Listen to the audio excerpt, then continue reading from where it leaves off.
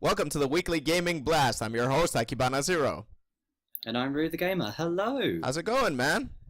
Not too bad, not too bad. Finally back at home, which is nice after a weekend. How is Greece, more importantly? Uh, Greece is exactly the same. I left it last time. That more or less the same. But yeah, as you can see, change of venue, not the same place I usually am at. So yeah, this is my bedroom here in Greece. Won't be giving the grand tour, unfortunately, because I've got someone else sitting over here and they don't want to be in frame. So yeah, that's not gonna happen. But yeah, it's nice. I mean, it's I've only been here a day, but yeah, I'm already feeling the magic of being rested. Oh, that's good. It's always good to get away, I always find. Regardless of how long you do it for, it's always good to get away. Yeah, But absolutely. wouldn't that have led to a problem? Like, what have you been able to play recently? I finished the first Azure Striker Gunvolt. I finished it on the Oh, plane. awesome. That last boss was a really fun fight, I have to say, but it took me a while to figure out how to beat him. Yeah, the final boss of Azure Striker really irritated me in terms of just because the rest of the bosses are quite not telegraphed, but they're quite obvious what you're supposed to do, and then the final boss is completely deviates from that. I still have no idea how I'm beating the fire boss, the one that runs around the screen all the time. I still have no idea. I think I just beat him out of luck. I beat him because I used health items. Okay, fair enough. Fair enough. And Yeah. well, yeah, I've only just arrived here, so that's all I've been able to play. But I'm looking forward to starting Divinity: Original Sin 2. What's that? I've heard the name, but I don't know what type of game it is or anything. It's a turn-based CRPG. It's kind of like reminiscent of games like Baldur's Gate. So, Ooh. yeah. Okay, I like Baldur's Gate.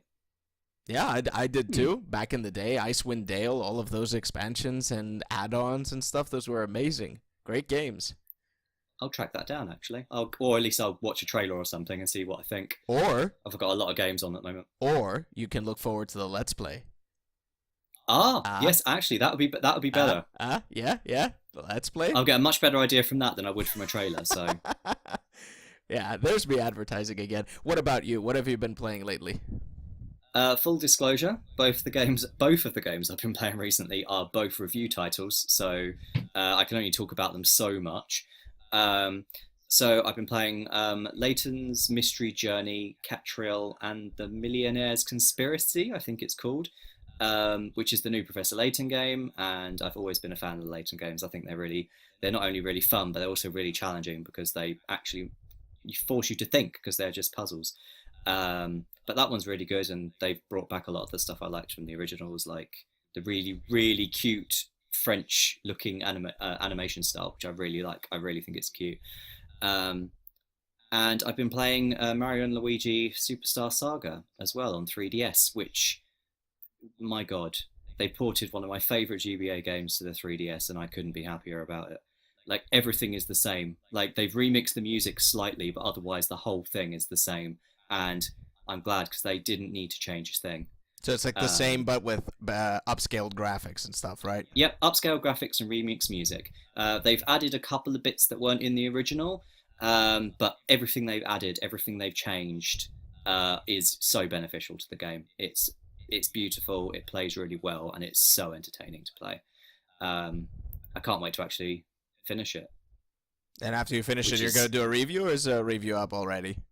the review won't be up until the end of next week. So when this podcast comes up, it will probably be up on Friday, the whatever the date Friday is, the 6th. The 6th, I want to Is it say the as well. 6th? Yeah, something like that. Yeah, yeah. So it'll be up on Friday the 6th. Awesome. Great stuff. Mm. Great stuff.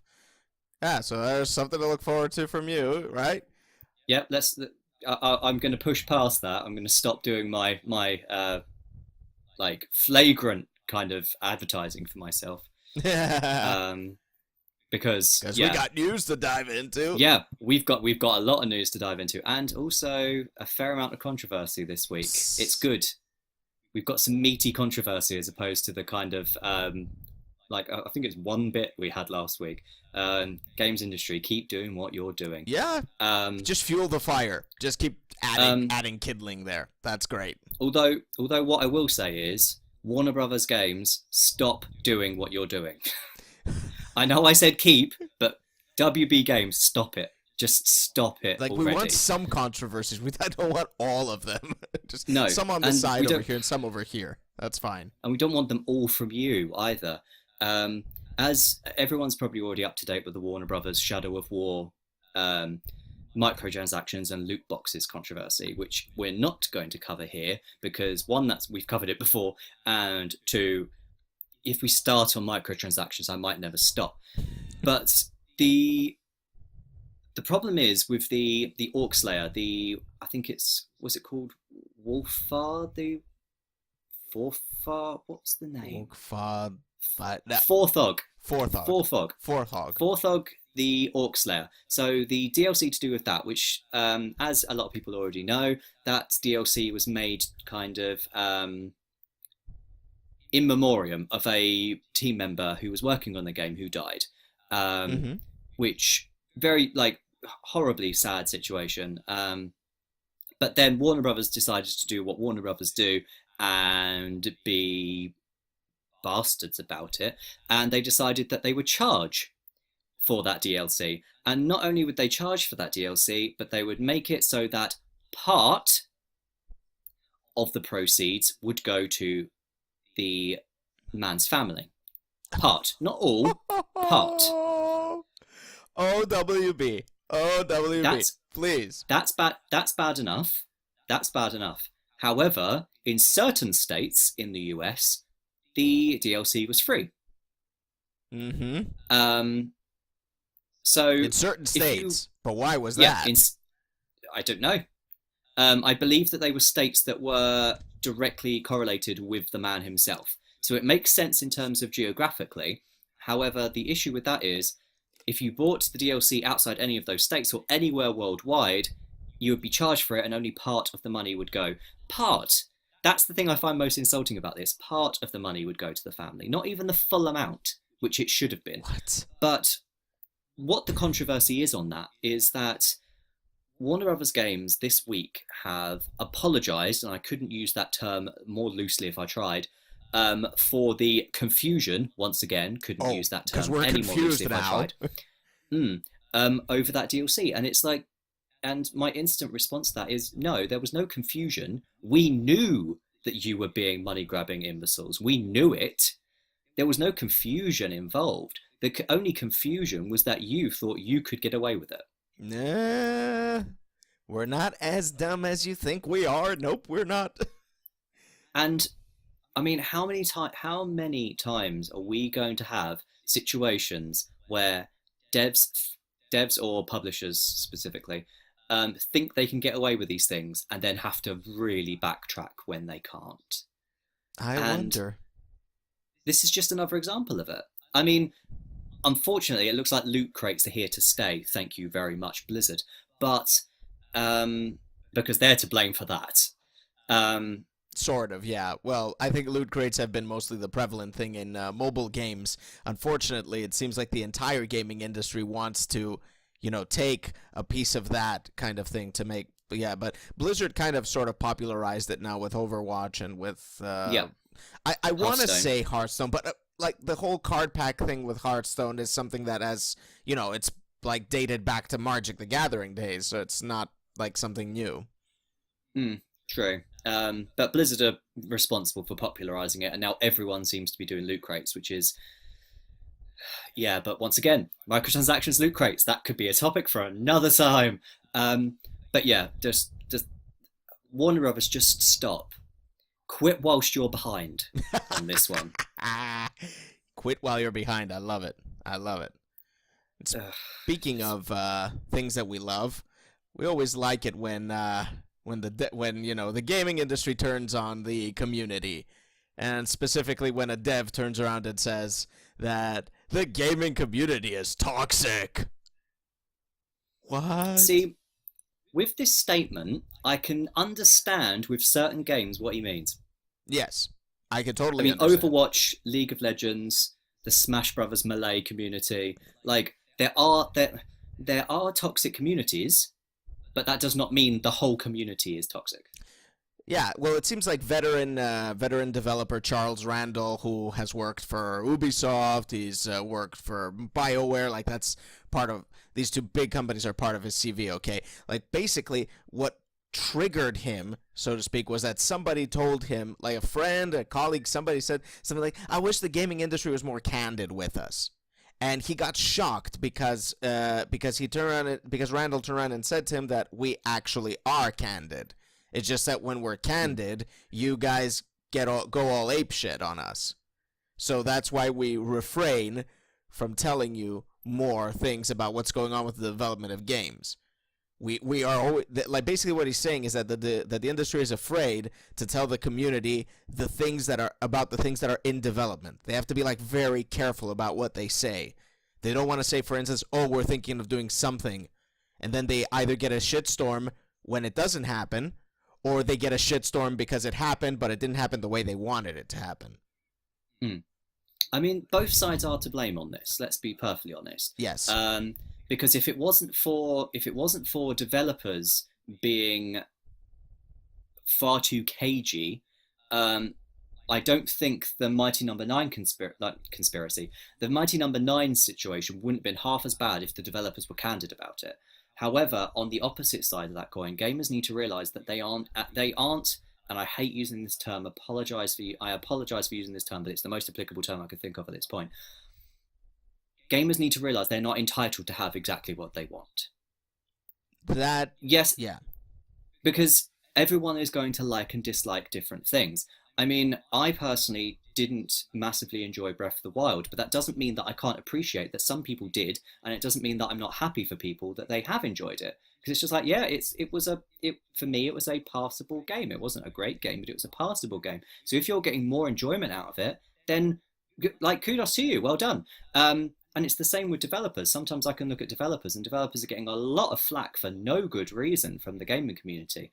The key one which comes to mind is DMC Devil May Cry, when Ninja Theory kind of took Devil May Cry in a different direction. Yeah. And a lot of gamers were just like, "This is terrible. This is the worst thing to ever happen." I was like, actually, this game is mechanically really sound. And aesthetically, albeit I don't necessarily agree with the redesign of Dante, but aesthetically, overall, the game is stunning. So where is your issue coming from, gaming community, on this one? Is it because you don't like change? Because if it wasn't changed, it would go stale and you'd hate it anyway. So it's, unfortunately, it needs to come from both sides. It does. It takes two to tango. Yeah. Yeah. Gamers need to be more understanding. Developers need to be more candid. If both of those things happen, the gaming community as a whole, including developers, would be a lot more friendly, I guess would be the right word. I like that you touched on Mighty Number 9 on that, although it triggers me whenever I hear that title, for good reason.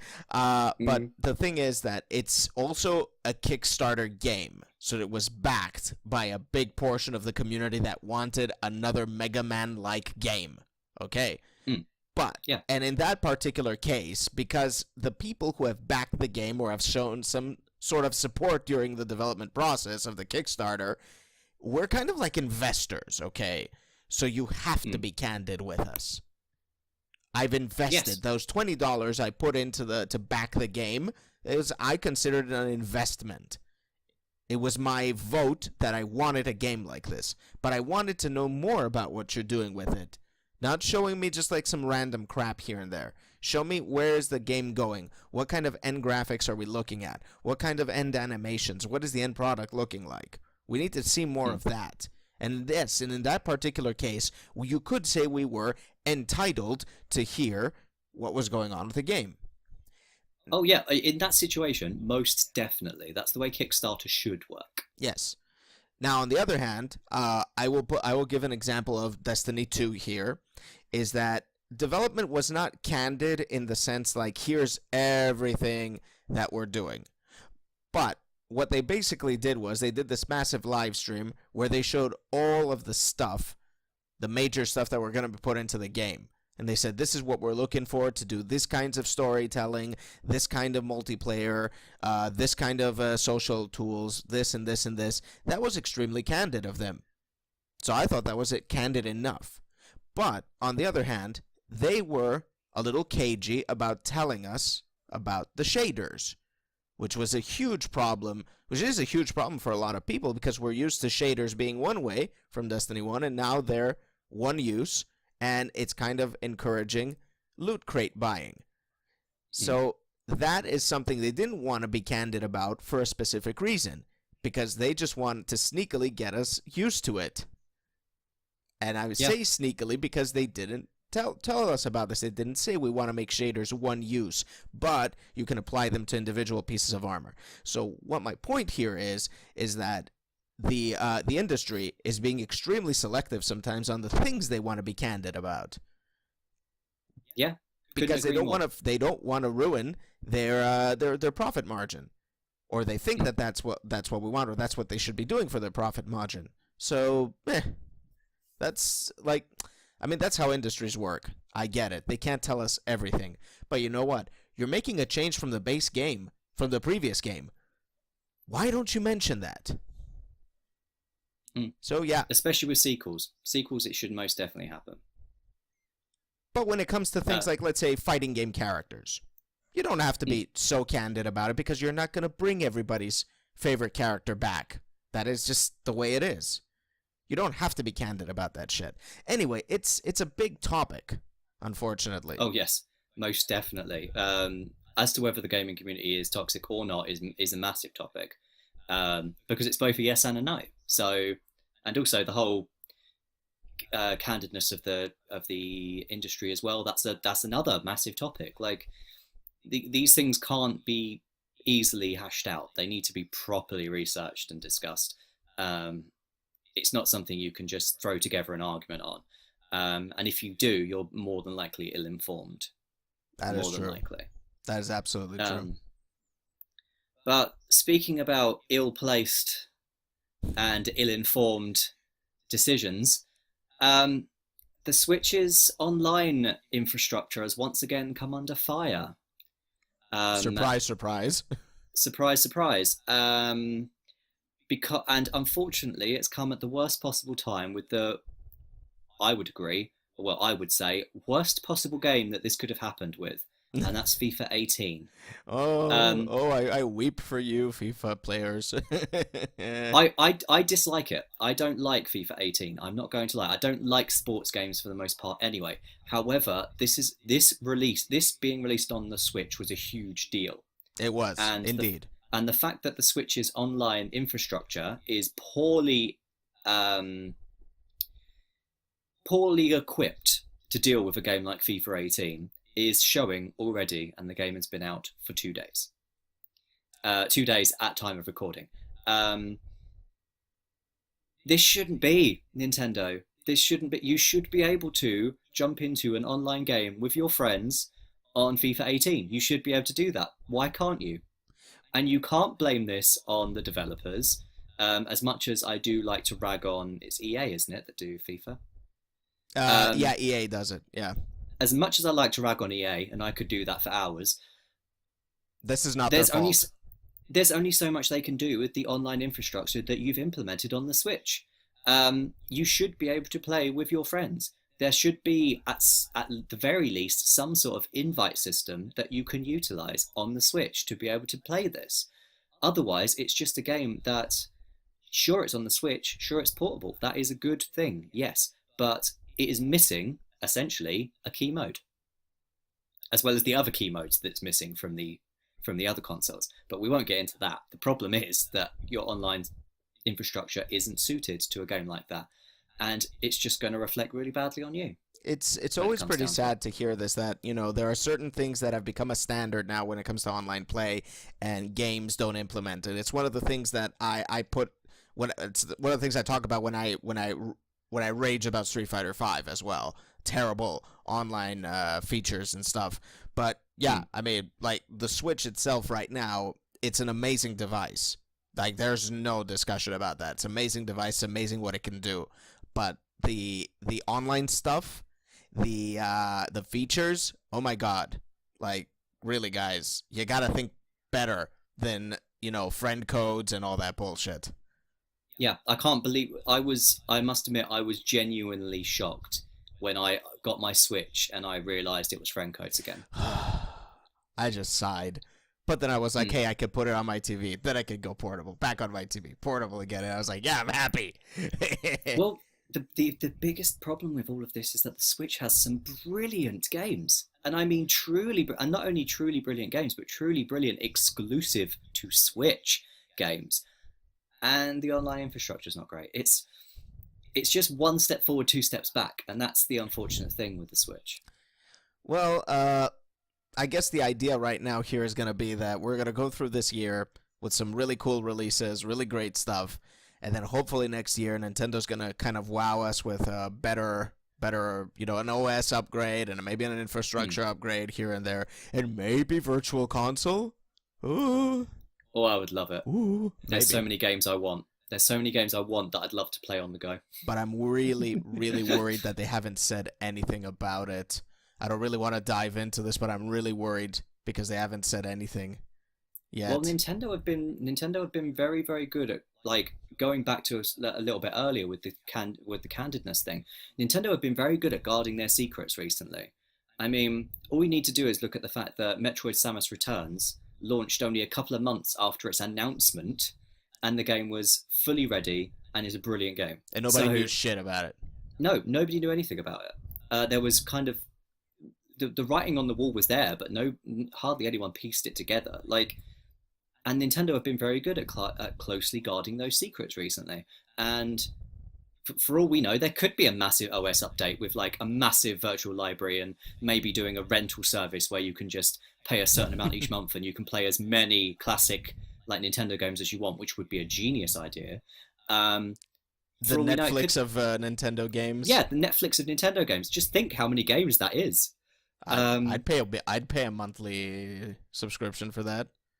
Easily, if they made it like £7 a month, unlimited play of any.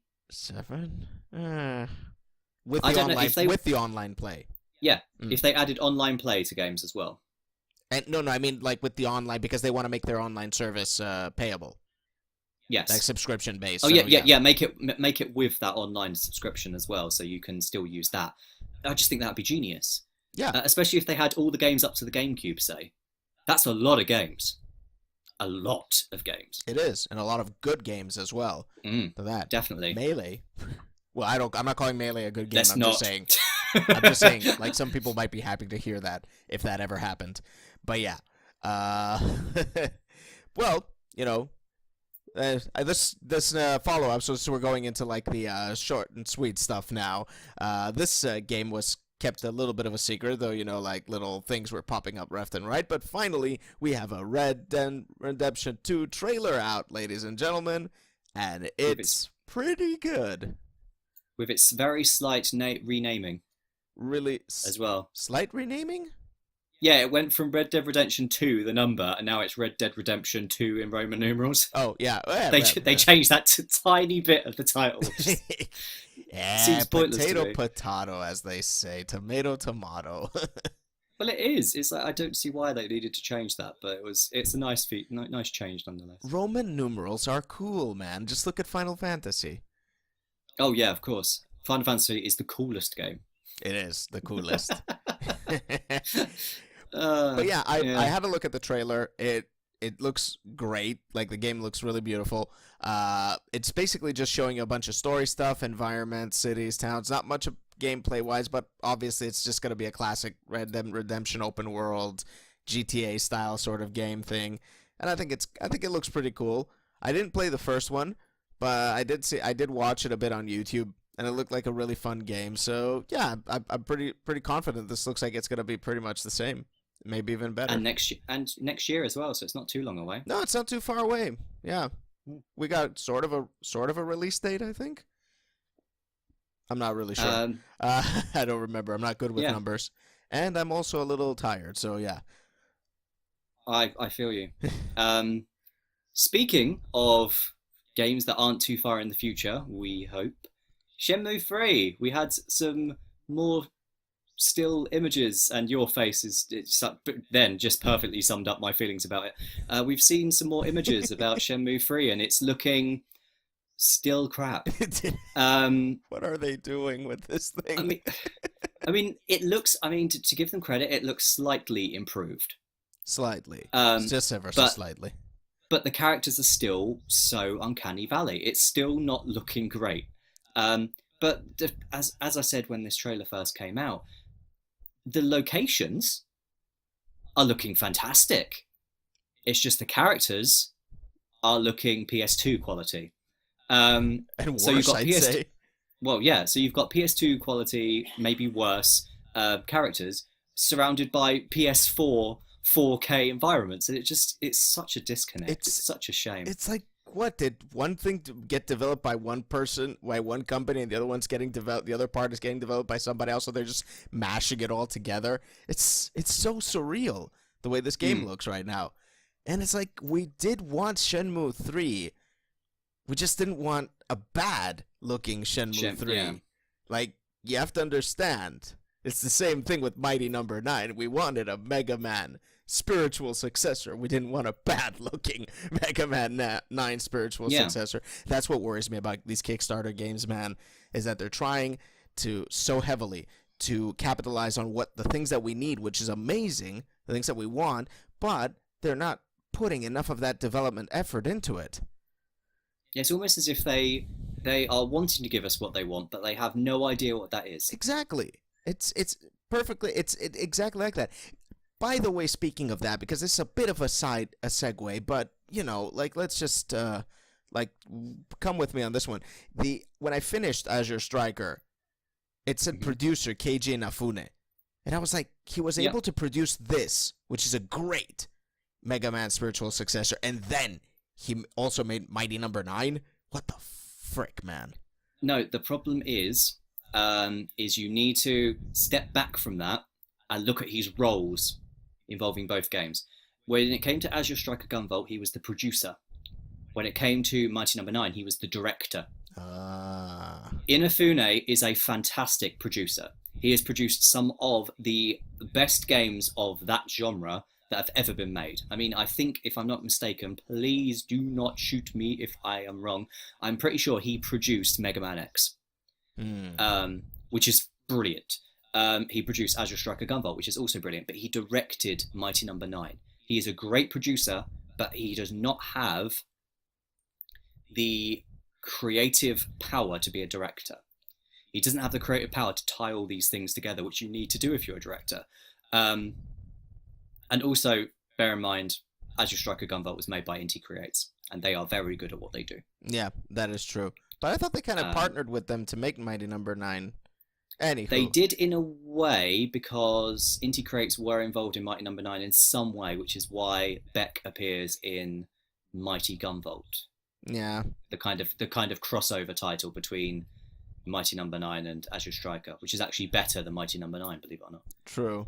But coming back again from that, like, you know, sidebar, that is what worries me now about Shenmue 3, is that the people who are making it, I don't know, I don't remember who is supposed to, like, you know, who are involved in this, like, who was the original creator of Shenmue or whatever, but I'm wondering, are these people, do they have the chops to make a game without the backing of the company that helped them make the original games that were so beloved? Well, to give them credit, Shenmue 3, the character models are looking like the old Shenmue. I mean, is that a good thing, really? Might not be a good, it's not a good thing in 2017, but really, if you want another Shenmue, the characters are looking like they are from Shenmue 1 and 2. Okay, I mean, I'll give you that. I'll give everybody that. That's fine. Moving right along. Yes, the Wii Shop channel is shutting down in 2019, which also means the Wii Shop on the Wii U is also going to shut down. So yeah, that's that. Bye-bye, Wii line. Bye-bye good games. Like, so many good games. Goodbye, good games. Nintendo doesn't want to support you anymore. They don't want... They decided. We're done. I mean, the Wii line, out. It's gone. Out there. Well, we're done. To be fair, I mean, they have supported the Wii Shop channel for 13 years? Yes, that is true. That's not bad in terms of a length of time, but it's just, and this is my biggest issue. And once again, I'm not going to get too far into this. I could go on about this for hours. It marks a very bad turning point for game preservation, and that worries me. Mm. Um, but not as much as the new Atari box worries me. Oh God. That's What? coming next. That's coming next spring, and it's being funded on Indiegogo. If there's one thing that I'm more suspicious of than you are of being suspicious of games being crowdfunded, consoles I am a lot more suspicious of. I am very, very much suspicious of that. I mean, a box that runs Atari games? Apparently, it's not just going to run Atari games. No, indeed. What else does it do? They're being very they're being very cagey about it. That appears to be a kind of theme of this podcast. But it does appear that they have mentioned that it will play more up-to-date games. So I don't know whether it's that they're going to try and make the Atari box run modern games. I mean, it appears that Doom's being ported to everything at the moment, so Who you knows? might as well have Doom. Flagship game. But yeah, I'm worried because if it was such a great idea, and if it was, and if they'd already got the proof of concept, and if it was already working fine, why would it need to be crowdfunded? It's the same issue I had with Shenmue as well. If Shenmue was being published by Sony, why did they need it to be funded on a Kickstarter program? I don't get it. And it's due next spring, which isn't too bad actually in terms of timing. Atari. I'm The kind Atari of box. worried about, like, I mean, obviously people have funded this, right? So it means there should be some kind of market for it. But it just makes me wonder, is the market just the people who have funded it? Because who wants to play Atari games on a dedicated console for Atari games? Well, dedicated, I mean, obviously it's going to play other stuff, but who wants to play these old Atari games on their TV so badly that they can't do it on an emulator? A lot of these games they should be public domain at this point, right? I would have thought so. I mean, I don't know at what point, because I know with books, once they become sort of like, once I think it's like 100 years old or something, they become public domain. But we've not reached that point with games yet. Games haven't been around long enough for there to be a kind of established point at which the games become public domain, and we're long Fair. past the shareware years as well. Of which I think that should be brought back, but that's just that's another topic. Have people really forgotten E.T. on Atari? Really, people? Really? If that's not on the Atari box, I'm going to be very disappointed. I'm going to be. I think the angry video game nerd's going to be disappointed of that as well. Bring back ET for the Atari box. Nuke it from orbit, please. Dig it out of the landfill and kind of distribute it with every Atari box. Oh man, good old times, good old Atari times. Yeah, Atari box. There you go, everybody. You got it. Yep, you wanted it. It's coming. And we know that other people have been wanting this. I don't know how much because I haven't played this game, but apparently everybody's super psyched for a tease of Darkest Dungeon on Switch. Yeah. Which you said was a roguelike. Roguelite. I have no idea of the genre at all. I mean, I've watched a video that kind of explains all of these rogue terminologies, but I still don't get them. But anyway, Darkest Dungeon apparently is a really tough game, and it's something that a lot of people are into, and honestly, from videos that I've seen, it does seem like it's going to be the kind of game that's going to fit Switch a lot. So, yeah, it's probably a good thing that it's coming to Switch. Any sort of game like that would be a very, very good fit for Switch. Anything like that or that can be played in short bursts like that is a perfect fit for the Switch. Yeah, I think that's one of the good things about Darkest Dungeons, that it is like, you know, one of those like very short bursty kind of games that you could just play a few sessions. So I think it does fit perfectly this whole portable paradigm that Switch has. And not to mention it kind of plugs, I mean, depending on when it's coming, it could potentially plug a gap in the release schedule for the Switch, because the Switch hasn't had many gaps in its release schedule. No, that is not true. Really. It's been like bam, bam, bam, bam. I mean, I think there's not a big game in November, but apart from that, until the end of the year, because we've got two massive games this month. Yeah. and then a big game in December. So it's a solid year. It's gonna be a very solid year. Like I said, I mean, if it's gonna be like lots of titles for this year, next year, hopefully some upgrades to the console itself. We can hope at the very least for that. Although speaking of upgrades, we haven't received the upgrade for Street Fighter V that we're clamoring for, but we've received a hell of a lot of more stuff. There was it was this week as well. There was a massive dump of lots of cosmetic additions to the game, including some costumes for characters that have not had additional premium costumes until this point. And the most and Kami's stage, which looks and sounds beautiful. Not only does the stage look stunning, and also the Street Fighter V kind of remix of Kami's music is incredible. Great. I love it. It's a great track. I'm so pleased. It was in fact the first sort of insta-buy stage I've had on Street Fighter V since the Akuma one. Oh yeah, for me too. Definitely. I love that stage. The moment the Temple of Ascension came up, I was like, yep. And also the Halloween costumes this year all look great. They all look nice. There was a couple of dodgy ones last year, I thought, but this year I think I do like all of the Halloween costumes. And also you can now buy a bundle of all of last year's ones, of which I'll probably pick that up because there's a couple of them I didn't get, and in all fairness, getting them in this bundle is cheaper than buying them separately last year, so I might as well. Including the Carly's werewolf one, which is genius. That looks pretty cool. That actually looks really, really good. I'll have to give you that. The fact that when he goes into V-Trigger, he becomes a wolf. That is just genius use of Nakali's V-Trigger as a costume. But the most interesting thing to come out of this, and also made even more interesting by a data mine by Xkira, is the new background music packs. Ooh. Of which the first three we received were BGM from the story modes that are now purchasable as packs to play as background music in the stages, and also a Street Fighter 2 nostalgia pack that has the themes of a lot of the Street Fighter 2 characters. But the thing that's interesting me the most, Xkira has data mined potentially a Street Fighter 3 BGM pack. That which would be I could amazing. not buy quicker. That I would buy that instantly. Amazing tracks on Street Fighter 3. Crazy good tracks. Street Fighter 3 was such a good, it's just, and Third Strike, once they implemented that new intro music, I was just sold on Third Strike.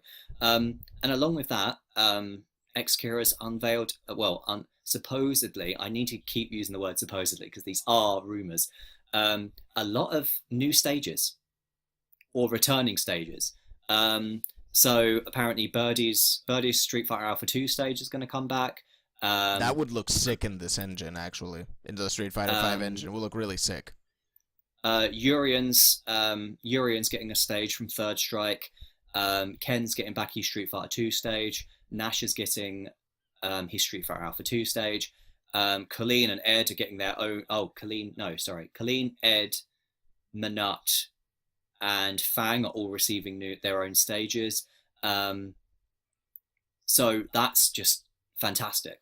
That's because, in all fairness, I think what they're doing is, what it seems to be is they're basically just going, here's everything. Once season 3 starts, the only thing we're going to be giving you is season 3. It seems that if they release all of this over the next few months, say, before season 3 begins, they've got the game to where they want it to be, and then they just need to change the kind of modes. Because they've got all the individual stages out, which will mean individual musics. They've got music packs. So they've got all of this aesthetic, cosmetic stuff. And then season 3 will just be, here's the mode updates. Here's the arcade mode, which you've been wanting for ages. Here's, I think there's a, Xkira brought up things that were called like the extra battle mode and the dramatic battle mode, whatever they would be. But all of this is all really good stuff, and I'm really glad it's coming.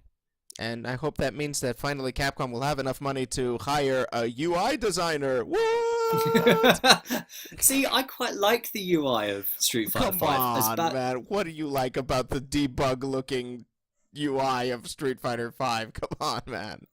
Well, There's bear in no mind, style to it at all. I deal with a lot messier like UIs though.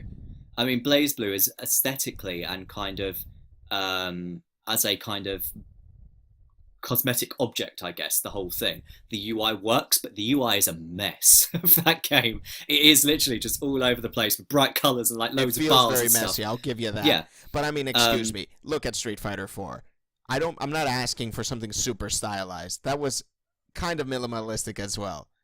But it's not like, they took some crappy screenshots, mashed it a little bit together, and gave you, like, the photos that appear on the UI when you change modes. Come on, man. That's, like, really? You couldn't get a UI designer? Go on Fiverr.com, hire a UI designer. You'll get a much better concept than that.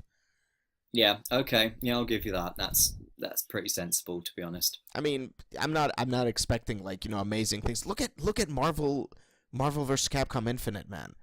The UI on that just looks even worse. Well, it's there's like a lot Capcom about has that thrown game the that looks towel. worse. We don't want good UIs anymore. We don't want to put any effort into that. Well, if Marvel vs. Capcom Infinite's anything to go by, they don't want to make good games anymore either. Okay, I'm not gonna lie. The gameplay looks amazing, but the rest of it, it's like you've taken like that caramel core, and the rest of the chocolate is just ew. It's true. Yeah, I'll give you that. And I know. For example, if Dom is watching right now, he's probably saying, "Whoa, you guys, that's an amazing game." He really loves that game. But other than that, it's It's a personal thing. It's subjective. It is. We just happen to not like the game. That's true. But yeah, they could have put in a bigger effort on that. Anyway, we need to move on to like our bigger things because we're gonna hit our limit. So, big and positive, games with gold and PS Plus announcements for October. Some really good stuff over here. I'm gonna start with the PS Plus because I feel like this is really amazing. So we're getting Metal Gear 5. This is all for free for PS Plus, right? Metal Gear Solid 5. We're getting Amnesia Collection, which I haven't played, but I'm really intrigued and I really want to play these games. Hue and Skyforce Anniversary. What? Hue looks great. Yes. Amnesia, I've played the first one and it terrified me so much. I'm gonna have to come back to it at some point. Metal Gear, I must admit, since the first game, I've not been a fan of Metal Gear. But am I going to give Metal Gear Solid 5 a try? Of course. Of course. Like, that's a huge game. It is a huge game. And I mean, it's right off the like last month we had Infamous Second Son. Like some really good AAA games are being just given away now because you have PS Plus. It's great. It's about time. I mean, PS Plus for a long time was really trailing behind games on gold, games with gold. Sorry, in terms of game quality that was being released as part of the free packages each month. And PS Plus is definitely upped its game. Definitely. Oh yeah. Really, some really good stuff. Honestly, and games with gold, we're getting. They're getting. I don't have an Xbox. Gone Home, the Turing Test, Rayman 3 HD, and Medal of Honor Airborne. I don't know how I feel about Medal of Honor Airborne, but all these other things sound all right to me as well. Gone Home is one of my favorite games I've played in the last few years. It's not a long game.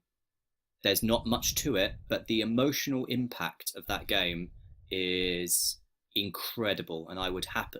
And unfortunately, it's not a game you can play again. Yeah.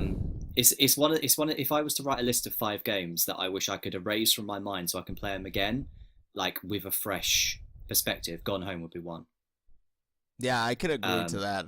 I can agree to that because it was just because unfortunately all of the plot points get ruined by playing it the first time. And there's not enough substance to it as a gameplay kind of package that you could actually play it again, which is a shame. Yeah, it is definitely a shame. I'm not sure what the Turing Test is. Rayman 3 HD, though, yeah, Pretty solid Yeah. platformer over there. Yeah, overall, really good selection for this month. Really strong selection, I have to say. Yeah, and that's for both consoles. So well done, Microsoft and Sony, on that regard. Nice. Let's hope now that Nintendo kind of follows suit somehow. We can hope. We don't know what they're doing with their service yet. We can really hope that it's going to be good, because it needs to be. Otherwise, they are trailing behind more than. Well, they want us More to than pay they for it, and already now are. Sony and Microsoft are making that worthwhile. So, yep. Well, that Balls ties in in your with court, Nintendo, on that. Yeah, but that ties in with PS Plus being more expensive as of October as well. That's true. Yeah. Well, Yeah. So I don't feel that yeah. bad about it anymore. No, not with Metal Gear Solid 5 being the first game out of the bat since they increased the price. That's pretty good. Let's hope they keep it up, though, because that's going to be another point here. Keep it up. Yeah, they need to keep it up. However, and this is tying everything together from this podcast. We've covered a lot of things in this podcast, but this one last topic ties everything we've been saying together. Kickstarter, Resident Evil 2 board game. Couldn't be happier that it exists. Could not be happier. I funded it immediately, and then increased my pledge as well. They added some stretch goals that you wanted. No, the stretch goal. The good thing about Kickstarter is once you've paid for your pledge, all the stretch goals are included on this one. So £70 is the Survivor pack, in which you get the main game, the sub game, and all stretch goals, which is good enough because some of the stretch goals they've added are fantastic. But I'll get to that in a second. But I spent an additional £20 and upgraded to not only having everything I've mentioned before, but getting the retro pack as well, which basically gives you a essentially reworking of the main game if you want to do it, but with retro art style and retro scenarios. So all of the cards are then modelled on the old, what they used to look like in Resident Evil 2. So the ammo looks like that silly little red box of ammo, like it looked on the menu screen. So the moment I saw retro pack, I was like, bye. But one of the stretch goals they've added since the game was funded was they've added a hard mode as well. So you can just not use the main deck, the main kind of card deck, which is how the game's made up, and just replace it with the hard mode deck. But like the game's still on Kickstarter. It's on there till the 23rd. Yeah, 23rd of October. And it's already smashed, and I mean completely smashed its goal. Board its goal game was night 100 in Brighton. Yeah. Woo! Yes, the moment it comes out, I'll bring it down. But yeah, the game, it only needed 150,000, and I think it passed 450,000 this morning. Holy shit! It's really good. Yep, and the stretch goals just keep on coming. Nice. So yeah, since I pledged, the amount I thought I was going to get has doubled. So let's hope it all comes out the way that's been promised. I mean, that's always the big sticky point, right? Well, I wouldn't, because like as we discussed earlier, I'm not the biggest fan of Kickstarter. In fact, I probably wouldn't have backed this if it weren't for the fact that these guys, the guys that are making the Resident Evil 2 board game, made the Dark Souls board game, and I didn't back it, the Dark Souls one, because I was skeptical of Kickstarter. Yeah. However, then when I saw the final result of what the board game looked like when they released it, I was like, wow, they did a really good job of this. So the moment this company announced that they were going to do a Resident Evil 2 one, I was like, the moment that comes out, I'm backing it. My favourite game of all time, beyond any shadow of doubt, being made into a board game, of course I'd back it, but I needed to know that the company would do a good job. And if it's anything like their Dark Souls one, they're going to do a good job. So they've got my support. I can't wait to play it, man. Sounds really exciting. It'll be really fun. And that's your weekly gaming blast, ladies and gentlemen. So anything you want to share for this week, Ruben? I might as well share that my review of Star Fox 2 will be up on Nintendo Scene by the time this posts. It's good. And also this week I will probably be streaming every evening as well this week. Every evening? Wow. Stepping up your game. Why? Because I've got a Blaze Blue tournament on next Saturday, and I need the practice, so I'm going to stream ranked matches on Blaze Blue every evening for an hour. Right. That's going to be on twitch.tv/Rue the Gamer. So It is indeed. Yeah, y'all get over there and cheer for Ruben. I'll need it. As for myself, yeah. Well, first of all, I just got to remind everybody that my schedule is going to be a little out of whack. So I'm sad to say that it's possible that I may not have a Dark Souls tomorrow. You're seeing this Monday, so probably no Dark Souls Sunday. You have noticed that already. But yeah, a little bit out of whack with that. But yeah, I'll definitely get some stuff out there. Also want to get that Divinity Original Sin 2 going. So yeah, got a few things to look forward to. But hey, I'm on vacation, so yeah, take your time off. Damn it. Yeah, and it's not because of gaming that I'm taking time off. It's because of my job. But that's another thing. So anyway, definitely need it. Yep, we all do, right? Oh yeah, that's true. So anyway, that's been the news for the past week. Hope you all had a great time listening to us talk about the controversies and the nice things that happen in the gaming industry. If you want to find out more about us, you can follow us on the Twitters over down here, and in the description below you're going to find all of our links, including ruethegamer.com, where you can find stuff, and of course my YouTube channel where all my stuff is. Hope you all had a great gaming week, and we'll catch you later. See you soon.